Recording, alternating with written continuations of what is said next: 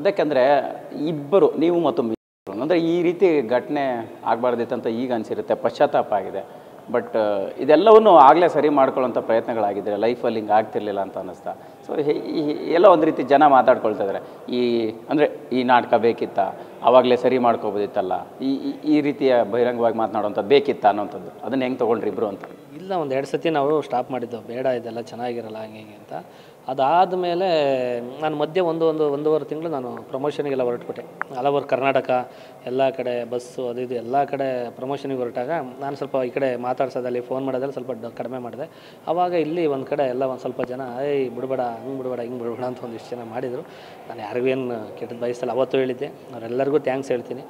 ಒಂದು ಕಡೆ ಏನೋ ಪೆರ್ಸೋ ನೆಗೆಟಿವಾಗಿ ಗೊತ್ತಿಲ್ಲ, ಕೆಲವರು ಒಳ್ಳೊಳ್ಳೆಯವ್ರು ಪರಿಚಯ ಆದರು, ಇನ್ನು ಮುಂದೆ ಹೆಂಗಿರಬೇಕು ಅಂತ ಕಲಿಸ್ಕೊಟ್ಟಾರೆ ಅವರು, ಹಂಗಾಗಿ ಅವ್ರಿಗೆ ಥ್ಯಾಂಕ್ಸ್ ಹೇಳ್ತೀನಿ. ಒಂದು ವೇದಿಕೆ ಮೇಲೆ ವಸಿಷ್ಠ ಅವರು ಒಂದು ಮಾತು ಹೇಳ್ತಿದ್ರು, ಅಂದರೆ ವಿಮಾನನ ಹತ್ತಿ ನೋಡುವಂಥ ಯೋಚನೆ ಇರಬೇಕು, ಬಟ್ ಅದನ್ನು ಕೊಂಡ್ಕೊಳ್ಬೇಕಂತಂದರೆ ಆ ಪ್ರಯಾಣ, ಆ ಜರ್ನಿ ಇರುತ್ತೆ ಅದಕ್ಕೊಂದು. ಅಂದರೆ ಇಂಡಸ್ಟ್ರಿಗೆ ಎಂಟ್ರಿ ಕೊಟ್ಟ ತಕ್ಷಣ ಸ್ಟಾರ್ ನಟರ ವಿರುದ್ಧ, ಅದು ದರ್ಶನ್, ಶಿವಣ್ಣ, ಧ್ರುವ ಅವರ ವಿರುದ್ಧ ಮಾತನಾಡಿ ಈ ಎಲ್ಲ ಘಟನೆಗಳನ್ನು ಪಾಸ್ ಮಾಡಿ ಕಂಬ್ಯಾಕ್ ಮಾಡಿದ್ದಂಥದ್ದು ಹೆಂಗಿತ್ತು ಚಾಲೆಂಜ್ ಅಂತ? ನಿದ್ದೆ ಬರ್ತಿರಲಿಲ್ಲ ನನಗೆ. ಯಾವಾಗಪ್ಪ ಇದು, ನಾನು ಮಿನಿಮಮ್ ಹೊಸ ವರ್ಷ ಆಗುತ್ತೆ ಅಂದ್ಕೊಂಡಿದ್ದೆ, ಹೊಸ ವರ್ಷದೊಳಗೆ ಮಾಡೋಣ, ಏನಾದರೂ ಕಷ್ಟಪಟ್ಟು ಮಾಡೋಣ ಅಂತ.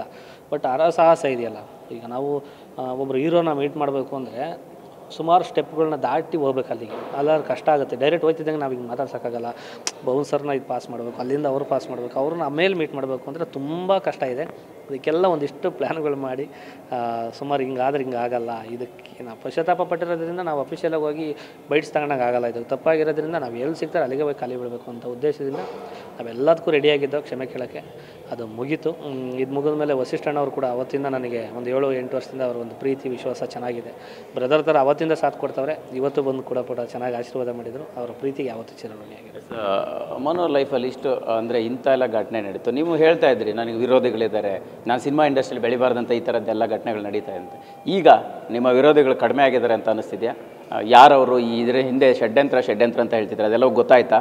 ಏನು ಅನ್ನಿಸ್ತಾ ಇದೆ ಅಂತ? ಕೆಲವೆಲ್ಲ ಗೊತ್ತಾಯಿತು. ಯಾರು ಆಡಿಯೋದಲ್ಲಿ ಯಾರು 12 ಗಂಟೆಲಿ ಫೋನ್ ಮಾಡಿ ಪ್ರವೋಕ್ ಮಾಡಿರೋದು ಯಾರು ಅನ್ನೋದು ಗೊತ್ತಾಯಿತು. ಅದಾದಮೇಲೆ ಯಾರ್ಯಾರು ಒರಿಜಿನಲ್ ಆಡಿಯೋ ಎಲ್ಲೆಲ್ಲಿ ಡಿಲೀಟ್ ಆಗಿದ್ರು ಅನ್ನೋದು ಗೊತ್ತಾಯಿತು.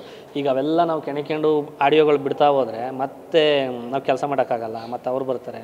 ಸುಮ್ಮನೆ ಯಾಕೆ ಅವ್ರ ಹೆಸರುಗಳು ಹೇಳೋದು ಬೇಡ, ಏನೂ ಬೇಡ. ಯಾರ್ಯಾರು ಹೆಂಗೆ ಅಂತ ಗೊತ್ತಾಯ್ತಲ್ವ, ನಾನೇ ಸ್ವಲ್ಪ ದೂರ ಇದ್ಬಿಡ್ತೀನಿ. ಅವ್ರಿಗೇನೋ ಒಂದು ಮಾಡಿ ಮತ್ತೇನೋ ಹೆಚ್ಚು ಕಮ್ಮಿಯಾಗಿ ಮತ್ತೆ ಕೋರ್ಟು ಕಚೇರಿ ಆಗೋಕ್ಕಿಂತ ನಾವೇ ದೂರ ಇದ್ಬಿಟ್ರೆ ಒಳ್ಳೆಯದು. ಕೆಲಸಗಳು ಮಾಡ್ಕೊಂಡು ಹೋಗ್ಬಿಡೋಣ.